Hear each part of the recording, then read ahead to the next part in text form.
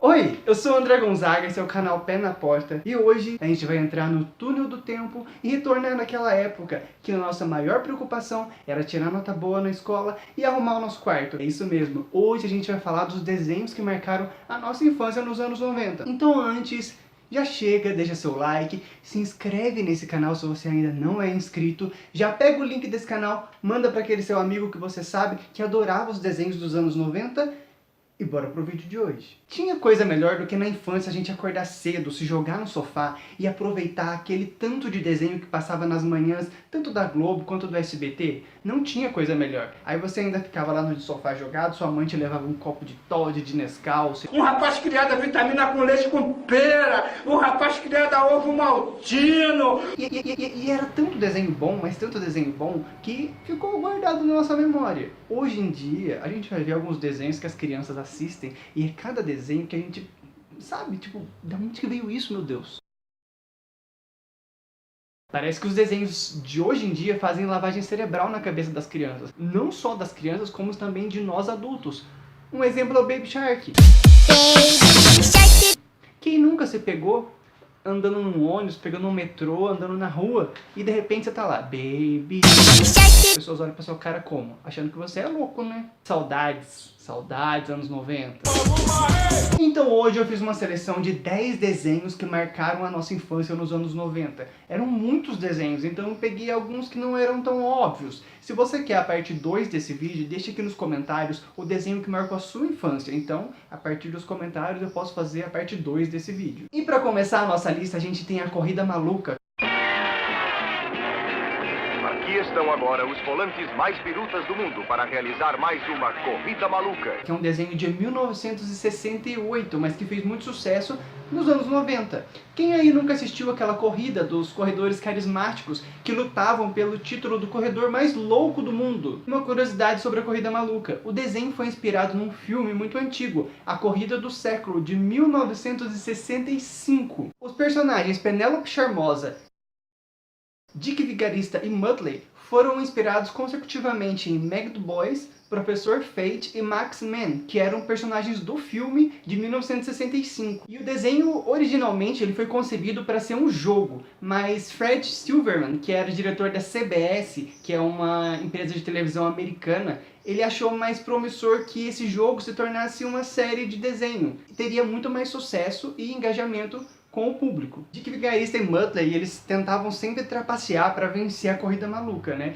Mas nunca deu certo. Isso aí sempre mostrou pra gente, quando eu era criança, que trapacear nunca dava certo. Aliás, quem aí nunca gostou daquela risadinha que o Muttley dava sempre que o Dick Vigarista entrava em alguma enrascada? Falando nisso, outra curiosidade é que o Dick Vigarista era um dos únicos personagens de desenhos animados que passavam na época que quebrava a quarta parede e falava com o narrador. Isso era muito surpreendente e diferente para aquela época.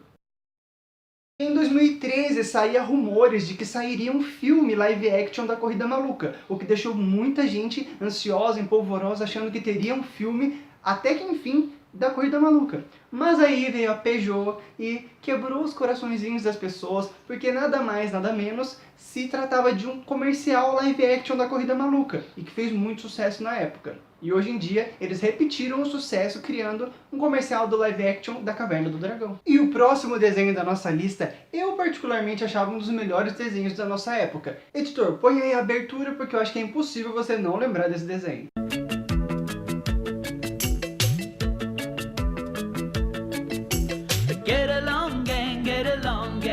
Eu via o Get Along Gang e já corria pra sala para poder assistir a nossa turma, que é um desenho de 1984, lançado nos Estados Unidos, e aqui no Brasil foi lançado em 1987 e exibido pelo SBT. Nossa turma teve 26 episódios e contava a história de 6 amigos animais que eram liderados pelo Alce Montgomery. Quem aí lembra desse nome, Montgomery? E eles tentavam conviver com as diferenças e proteger o vagão de trem que eles usavam como o clubinho deles, né? Da mão dos vilões da história. E o legal desse desenho é que eles contavam que cada um tinha um defeito e que os amigos conseguiam ajudá-los a superar esses defeitos, sabe? A aceitar que cada um era diferente do outro. E era bem legal para essa época. Até os animais do desenho aceitavam as diferenças das pessoas, e hoje em dia o que acontece? As pessoas ficam fazendo bullying Qual a diferença das outras? E eu ainda vou ter um alce e vou colocar o nome dele de Montgomery. Mentira, Ibama. Não vou não. Ou vou. Não vou não. E o nosso próximo desenho foi um desenho que me enganou. E deve ter enganado a você também. Porque só teve 13 episódios e eu jurava que aquele desenho tinha uma imensidão de capítulos, de episódios e de histórias. Mas a criança assiste repetidamente os episódios e tipo, não tá nem se ligando se tá repetindo ou não. Só quer ver o desenho.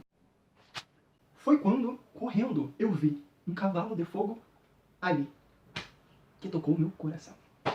Quem tem mais de 25, 28 anos, com certeza deve lembrar desses versos da música do desenho Cavalo de Fogo, que já tem 33 anos de história. Fogo ali,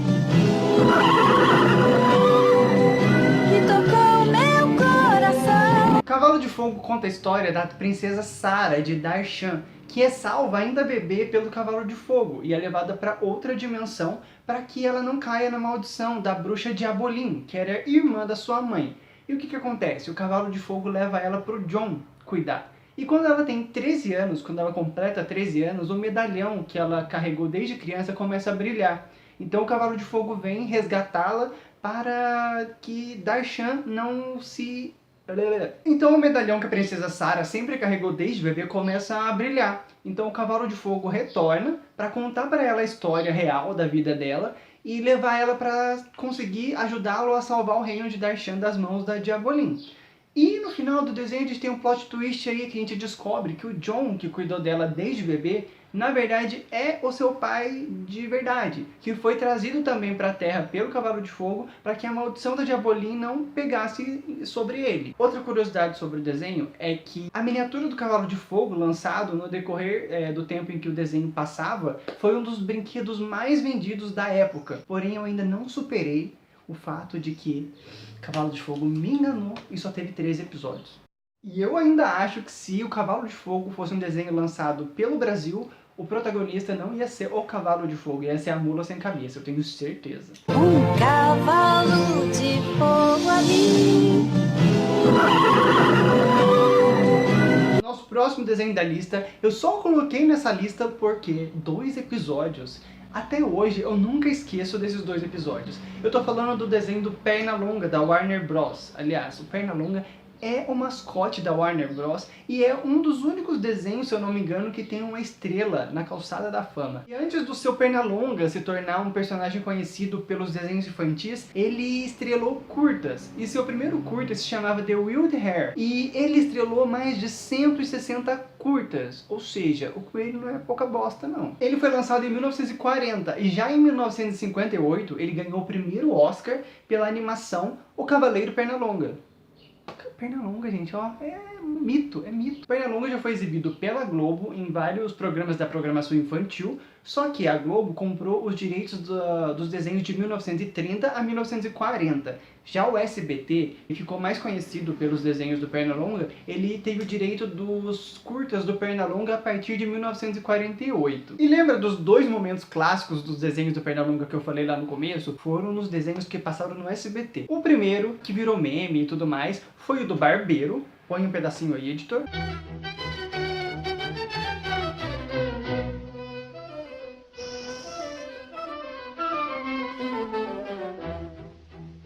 E o segundo foi o do regente da orquestra.